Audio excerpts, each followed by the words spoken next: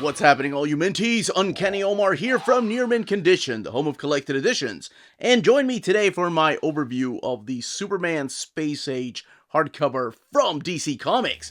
So let's go ahead and get started.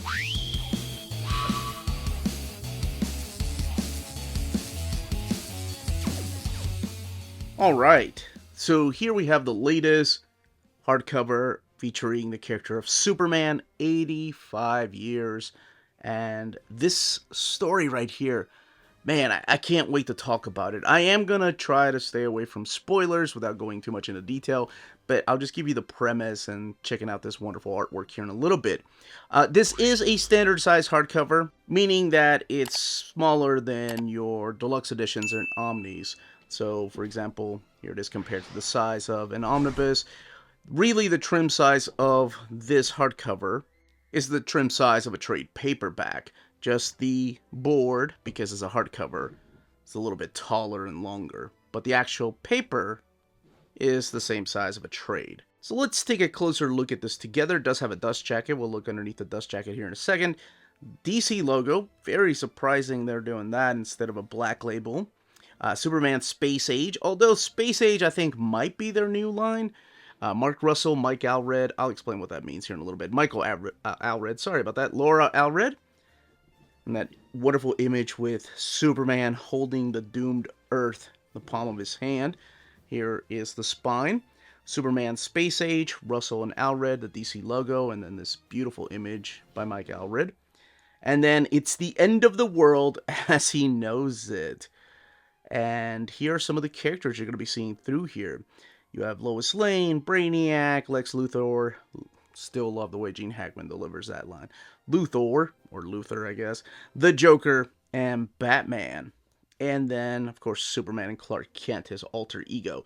The book retails for $29.99. It is Superman as he should be presented as a symbol of hope. I agree with that blurb. Alright, underneath the dust jacket, you have a newspaper cover right here, Superman Space Age, which appears in the first volume. And then here's what the back looks like. Distraught, doom, and despair. Another piece by Mike Allred. And then the spine looking identical to the spine of the dust jacket. Yeah, maybe the colors are just a little bit darker. Alright, as I mentioned earlier, I'm going to open this up and talk about what exactly this is, and when it takes place in the reading order of Superman, if it does. And as always, what I like to do when talking about these books is give you the premise, or the pitch, if you will. And sometimes doing that, might spoil some minor things for some people.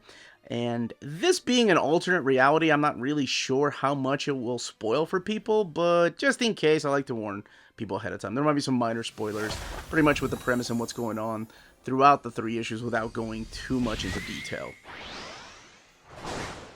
Okay, let's go ahead and open this up. I love this end paper right here, showing a huge battle, crisis that is to come, if you will. And yeah, it's very nice. I like when they do things like this. You have a monotone color there, and you have all these pieces from inside of the book, and Superman's Space Age. Mark Russell, Mike Allred, Laura Allred supplying the colors, Dave Sharp doing the lettering, and then the collection cover artist. Superman created by Jerry Siegel and Joe Shuster. And here we have the textless cover number 1 and kicking it all off with 1985. So, as I mentioned a little bit earlier, this is an alternate reality take on Superman. This almost feels like the Spider-Man life story, like what if Superman had aged in real time, but with some with some big changes. So it all starts off with a journal entry right here in 1985, something my father, Jor-El, told me. So immediately you know that that is Kal-El's journal. That is Superman. And in 1985, I'm sure most of you know, that's the year that Crisis on Infinite Earths took place. And that is this oncoming doom that's coming to Earth, and there's nothing that Superman can do to save it. I love the narration because it comes to play later on, and I thought that was such a powerful moment between him and both of his fathers, and the acceptance of the speech that both of them gave him about war and what the point of life is and what you really should be trying to save. But this is in his fortress of solitude. He is greeted by his now wife, Lois Lane, and she's like, Clark, it's happening. And he says, I know, Lois, I know. And this is one of the most scariest intros because the world is ending. And we've seen this intro from the very beginning with his origin story, where Jor-El and his mom just shipped him off to Earth, right? Or the unknown, really. But we see his son, Jonathan, asking him the question, Dad, everything's going to be okay, right? No, Jonathan, it's not. Holy crap, to hear your father tell you that at such a young age when the world is about to end, and that's all right.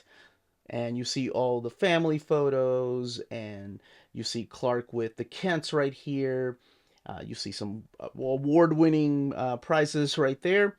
And we go back to 1963 in Smallville. So in Smallville, we get a little bit of who Clark Kent is. And again, they take a lot of liberties, or Mark does, when writing the story, because, like I mentioned, I compared it to Spider-Man Life Story. What if Spider-Man had aged in real time? That means he would have been a teenager in 1961. Here, we start with Clark being a teenager in 1963, which would have been impossible if they really had aged this in real time, having his beginning in 1938. So here, his dad is telling him about how he fought in a war. This is World War II. How he was, lost some of his men, how he accidentally shot a young boy, and those images of the people that he killed stay with you forever. And he's done with war. And Clark is just telling him, there's something I can do with my power. I know it. And Pa Kent is just telling him of that night that, that Clark came to them and he told them about another piece of the spaceship that was falling. For some reason, he didn't tell him until then. And then we see a news bulletin, breaking news, talking about the assassination of John F. Kennedy. And watching the news is when Clark realizes that he has to do something. He doesn't know exactly what, but he knows that he's not from this world. He knows he was born for greater things. Later on in Washington, D.C., we see the meeting of two really powerful men, one being Lex Luthor and the other one being Bruce Wayne. And they're talking about how to deal with the military, or like how to deal with war, oncoming war, when it's going to be conventional warfare that we're going to be fighting, or is it going to be nuclear war? So it's a really interesting, almost like social commentary on the times, and then also broadening the mind of this character, Kal-El. So here Clark decides, all right, I got to do something. I have to stand up. Meanwhile, Perry White is trying to send somebody to Dallas to go and report on the assassination of President Kennedy. And Lois Lane is stuck down there doing some kind of article on a bunch of dogs. So Clark just takes off. He's like, I'm going to do something. And while he takes off, he runs across a young pilot right there named Hal Jordan. And he gets shot down. Now, as he gets shot down, he wakes up, and he wakes up right next to what will become the Fortress of Solitude, the Fortress of Fortitude. So we go back to Lois, so it goes back and forth as to what all these characters are doing throughout this time. Lois is now writing her Pulitzer Prize winning article about the assassination of John F. Kennedy, and it's pretty much the interview of this woman that was there, talking about how she ended up with some of his blood on her coat, and she never got it dry cleaned. So that's kind of where her story leads, because the lady mentions, I guess some stains just carry with you. And it's such a powerful thing that she says, that she writes the article about the woman and how she dealt with the assassination of President Kennedy, and it wins all kinds of prizes. Meanwhile, you have two different ways of dealing with war. Lex is like, let's nuke it all. And Bruce is like, no, we need to create armor. We need to create weapons, like an armored car, an armored Batwing. I think you probably know where this is going based on that back cover. It's called The Stain of Hope, by the way. And this is where he gets to meet Kal-El in the Fortress of Solitude. And it's interesting because as you go back to the beginning with Pa Kent's telling him, there are better things to think about than war. I'm done with war. The war's over, and we got to save humanity a different way. Jor-El is telling him the same thing. And he realizes how much alike his two fathers are, his biological father and his earthly father. Over here, he tells him, by now you should be having all these scientific knowledge that you need. You should be able to use your heat vision. You should have control over your x-ray vision. And Clark is just lost. He's like, what? I am so behind. I had no idea about this. Once he graduates out of these lessons, he can don the costume of Superman right there. So a year later, we see Clark take off to Metropolis. I love this part. His mom is the one that gives him the journal that you see the journal entries from, and his dad gives him a fedora because he thinks he will look fancy in New York. And you have this, just what has become the poster of what Clark Kent should look like when he's in Metropolis. So by now, Lois Lane is this hot reporter, and Clark is kind of not really good at being a reporter or writing articles, but Perry's like, well, you're the fastest damn writer I could find, so there you go, you got a job. Now, this is where things get really interesting and starts tying back to what possibly could be this crisis. And at a bar, where he doesn't drink, he just orders milk, by the way, he meets Pariah. And Pariah, of course, is a character from Marv Wolfman and George Pérez's Crisis on Infinite Earths. He plays a big important role. And in here, he kind of plays the same role, this doomsayer of like, hey, in 20 years' time, dude, we're all going to be dead. There's nothing you can do. I'm just here to tell you. You know, Clark doesn't really believe him, but he tells him the origin of what exactly happened and how he's at fault. He tells him about the coming of the Anti-Monitor and that there's nothing they can do. So Clark's a little taken back by that because at first he thinks he's a crazy guy talking about the end of time, and then the more he listens to Pariah, the more he really hears what he's saying. And again, we show Bruce Wayne now dressing up in this armored costume, taking down some Soviet enemy soldiers because he's showing that this can work. And pretty much the military decides to go the Lex Luthor way. So once they go the Lex Luthor way, Bruce Wayne and Lucius Fox decide, you know what, let's not get rid of all this stuff that we just created. Let's put it to use.